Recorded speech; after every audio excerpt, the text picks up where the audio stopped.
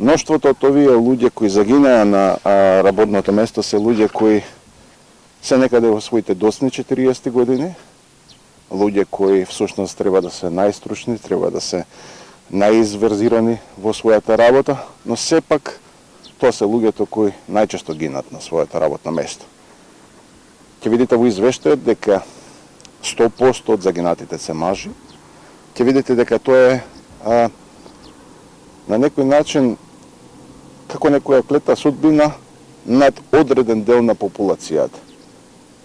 Од друга страна, за мене, ќе видите дека традиционално работните места кои се предпоставува дека се најопасни, тоа е граделиштата, се на второ место, додека пак на прво е онај неформален сектор, тоест земјоделството, каде што и понатамо веќе имаме, би рекол, стандарден тренд да земјоделството и понатамо е број еден убиец на работните места.